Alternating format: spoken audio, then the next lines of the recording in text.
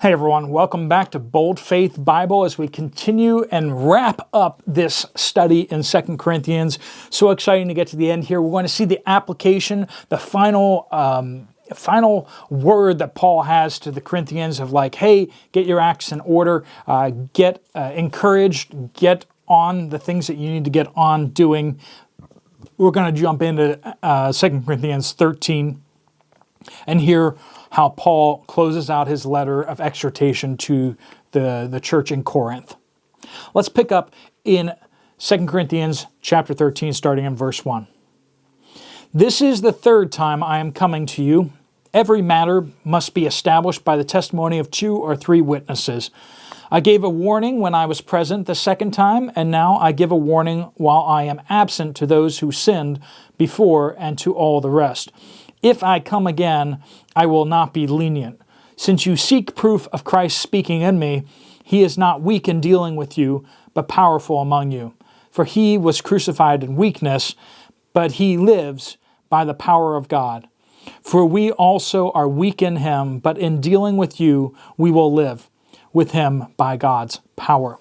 So what he's saying is, quite simply, I'm coming to you, and that was the whole point of this letter, was like, get your acts in order so that when I get there, I don't have to beat you over the head. I don't want to have to come and settle this between you and the Lord. I don't want to have to settle this between you guys. You have these conflicts. You have this conflict with God where you're doing what you ought not to be doing, and you've been treating each other in ways that are not right. And so sort this out so when I come, we can hang out. We can talk about good things, encouraging things, and I can be a blessing to you. I don't want to have to come and start a jury. You know, Paul doesn't want to do jury duty when he gets to Corinth. But he says, I will absolutely do that. What's his saying about every matter must be established by the testimony of 2 or 3 witnesses? This is a quote from Deuteronomy, because this is how the legal system is supposed to work. He's saying, I will call into being a special session where we are going to have to deal church discipline to those who are acting inappropriately, who are teaching falsely, who are doing things that need to be disciplined within the church. So he's like, I don't want to do that. I want you guys to be able to solve these things yourself, but if I come and these things haven't been resolved, I will absolutely bring the hammer and we will start having, a star inquiry. Okay, we will have the Inquisition, biblical, spiritual, grace-filled, mercy-filled Inquisition, where people are put outside the church in order to be aware that what they're doing is not right and is not approved by the church. Of course, going further than putting someone outside the church is not biblical. We don't see that. The government has been given authority, but the church has not been given authority to inflict punishment or anything like that. So whenever you have the government and the church kind of mingling and merging a little too much, we see that the distinct authorities are not really meant to be mixed, okay? We get some really twisted, weird, scary stuff when the authority of the government and the authority of the church are mixed. And when you start giving spiritual backing to the governmental, authority, they start taking the abuses way too far. And we've seen this on numerous occasions, anywhere from the Spanish Inquisition to the Crusades. Once you start having this merging of spheres of influence, that's why the United States was established with a separation of powers, separation of church and state. Not to say that there shouldn't be any religious that religious people shouldn't be involved in the state, but they should be distinct powers, and they should not be mixed, because bad things happen when that happens. Of course, they were reacting to some of the unnatural mixing of the Church of England and where the King of England was getting, I am chosen by God kind of thing, and therefore you need to listen to me, not because I'm making sense, not because I have legitimate authority, but rather because God chose me. And the church says that I am And so there's a little too much going on there, whereas the United States in the Constitution realizes that those powers need to be separate. So Paul is saying, I'm coming into the church, I'm going to clean house if you guys don't clean house before I get there. And believe me that Jesus has the authority to rule his church. That's what it says here. It says, for Jesus was crucified in weakness, but he lives by the power of God. So for those of you, oh, well, Jesus just loves everybody. He's just okay with everybody. He's okay with everything everybody does. The answer is no, that's not biblical. It's not biblical at all. And the reason for that is that Jesus rules his church. Okay, Jesus rules the earth through the governments, and he rules his church through church leadership and through the priesthood of all believers. So he makes his will known through his word, which is understood by the church body, and each person is convicted and led by the Holy Spirit within them. All right, verse 5, test yourselves to see if you are in the faith. Examine yourselves. Or do you yourselves not recognize that Jesus Christ is in you, unless you fail the test? So, are you even saved? If you're living like this, and if you feel comfortable not repenting, if you feel comfortable in your sins, are you even truly saved? That's a difficult question. He says that we should test ourselves. So if you're like, oh, I'm absolutely saved. Well, have you examined yourself recently? Have you thought through it again? Have you looked through, do I have fruit in my life that's in keeping with the Spirit of God? Love, joy, peace, patience, kindness, goodness, gentleness, self-control, and I always forget one of them. You can let me know. Goodness. I think goodness. I'm not sure if I got it. I've been working hard at making sure I get that one. But the fruit of the Spirit, are they increasing in your life? Are you seeing the evidence of the Holy Spirit changing you and making you more into like Jesus? If so, then you have good evidence that God is at work in you and that you are a child of his. For every child, the Lord disciplines, right? If God's not disciplining you, if he's not changing you, then are you really his child? If you're comfortable in your sin, if you can do that without serious conviction in your heart, then maybe you're not. We should test ourselves. One, so that we can have confidence if we see the fruit in our lives, but then two, so that we can see the sin in our lives and go, but that's not in keeping with who Jesus is. And sometimes we need to be honest with ourselves and say, you know what? I'm not acting like a Christian. I need to change my life because I'm not really exhibiting a lot of the signs or the proof of the Spirit in my life right now. And that's something we should work on fixing. Not because we're trying to earn salvation. You don't earn salvation, but you want to have evidence of salvation so you can be encouraged and so you can walk in joy and peace. And not just, oh, well, a pastor told me one time, I went forward and I prayed a prayer and they said, you are saved. This is the date you're saved. Write it in your Bible, blah, blah, blah, blah, blah. But then you don't have evidence of it afterwards. That's just sticking your head in the sand like an ostrich. That's not biblical. Test yourselves. Test yourselves. Don't get into like navel gazing like all the time where you're like, oh, woe is me. I sinned again today. I'm not sure I'm saved.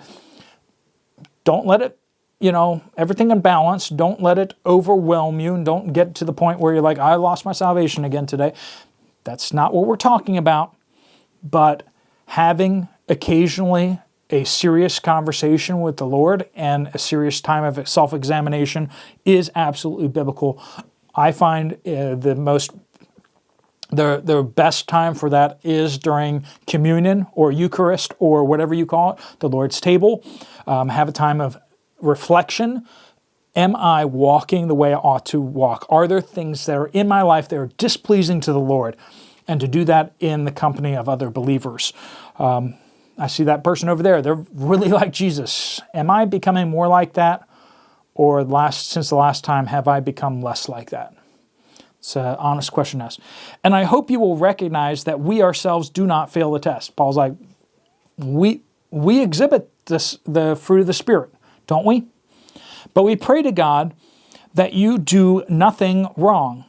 Not that we may appear to pass the test. So We want you guys to appear well, not so that we look good, but that you may do what is right, even though we may appear to fail. He's like, if we look bad, that's fine, but we want you to pass. We want to see and want everyone else to see that you are exhibiting Christ-likeness. You look like Jesus, and that would be great.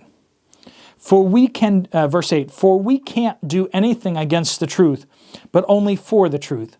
We rejoice when we are weak, and you are strong. We also pray that you become fully mature. It's like, that's the goal. I'm doing my missions work so that many people may come to know Jesus. And it's not so much that I'm going to look cool or I'm going to be very pleasing, but rather that you all will be presented before the Lord as His true reward for His suffering, that He purchased us with His blood. Jesus deserves a worldwide church that loves Him, adores Him, and falls at His feet. The Lord deserves that. And if we become nothing, if we get expended on this task, verse 10, this is why I am writing these things while absent, so that when I am there, I may not have to deal harshly with you, in keeping with the authority the Lord gave me for building up and not for tearing down. I want to build you up. I don't want to have harsh words. I don't want to have to deal with you harshly in person and cut down those who are false teachers, those who are dealing in sin and encouraging others to sin. God's given me authority to build up, but He's also given me authority to hold people accountable, and I will do so if I need to. Verse 11, finally, brothers and sisters, rejoice. Become mature, be encouraged, be of the same mind, be at peace, and the God of love and peace will be with you. Finally, brothers, rejoice. So give thanks, right? Be joyful. Become mature. Steadfast, right? A mature believer doesn't get blown this way and that when, good things happen. Oh, I'm so awesome. I don't need God. And then when bad things happen, I'm so, I'm so terrible. God doesn't want to help me because I'm so bad. Or just when things are good, they're at church, or when things are bad, they're at church, but when the opposite is happening, they're not. Mature means you are steadfast. You're consistent. You're consistent. A child goes from happy to sad in just, ridiculous, okay? As an adult, we need to learn how to control ourselves, right? Be encouraged that you don't lose heart, right? You can read the Word of God and become encouraged by yourself. You don't need someone always to come in and tell you nice things for you to get cheered back up. You can cheer yourself back up. Be encouraged, right? And put yourself in the midst of people that do encourage you. But find that way that you can always be being reminded of the promises of God and the faithfulness of God. Be of the same mind, so be in one unity, right, together. Be at peace, and the God of love and the peace will be with you. So we see the blessing comes from us seeking to do what's right, seeking to walk the right path. As we strive in faith, God will meet our weak efforts and will make us successful in becoming more like Christ. As you try to be like Christ, Jesus will come alongside you with the Spirit of Christ and will help you walk in faith. Step out in faith, not because you can do it, but rather because Jesus will delight to help you and will take your small bit of effort, your mustard seed of faith, and will transform it into a changed life. Greet one another with a holy kiss. All the saints send you greetings. Say hi to everyone for me. They used to kiss. We don't do that so much anymore. Like the European kind of kiss on either cheek, right? Make sure you know which cheek you're starting on when you do that, please, or else it gets awkward real fast. But we don't do that in most American churches. Maybe where you are, they do. Greet everyone, say hi to everyone for me, give everyone a hug. That's a good translation. All the saints send you greetings. The grace of the Lord Jesus Christ and the love of God and the fellowship of all the Holy Spirit be with you all. He ends with this blessing, And you can use this blessing in your life. The grace of the Lord Jesus Christ and the love of God and the fellowship of the Holy Spirit be with you all. That is a promise of God that He is speaking over them. All right, folks, if you are a daily watcher of this channel, next couple days may get a little bit broken up. We may post some videos that are a little bit different. I am, as of this recording, I should be, Lord willing, in Kentucky at the site of the Asbury University Revival. Hopefully we'll be bringing you some testimonies, bringing you some word of what's happening there. Some of you are already kind of watching that on your Facebook, or you're already seeing some things kind of popping up here and there. We're going to hopefully be giving you some firsthand reports from what's going on there, maybe some videos from what's happening there, and let you know what's happening there. So please be praying for us on our travels, and for the students of Asbury University, as well as the students in the surrounding area, that the Lord will pour out His Spirit upon all of us, and that His will be accomplished, and that many will come to know Jesus as their Savior, that many lives will be transformed, that many will be called out for ministry, many will be called out for missions, and that the ends of the earth will be impacted by this movement of God in the midst. Pray also for discernment, because what is the movement of the Spirit can also be falsified by people with ambition, or people moved by other forces.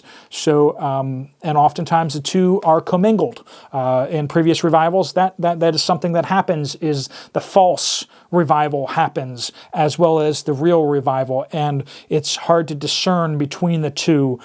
People's agendas, and people want the power, but they don't want the accountability. They don't want the repentance. They don't want the Jesus. They want the experience. And there's a lot of discernment that's needed. Asbury University has in the past done very well with discernment and keeping other groups out from trying to hijack things, but also there's just the discernment of what is real and what is of God versus what is fake and what is not real.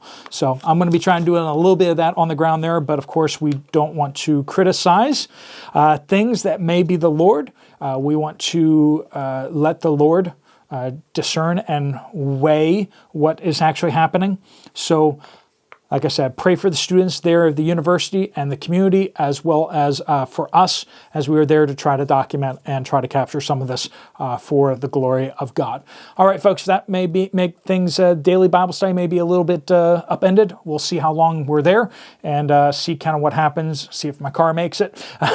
We'll see. All right, folks, if you want to check out some other Bible studies, there's some right here on the screen. I'll see you over there, or I'll see you later. God bless you all.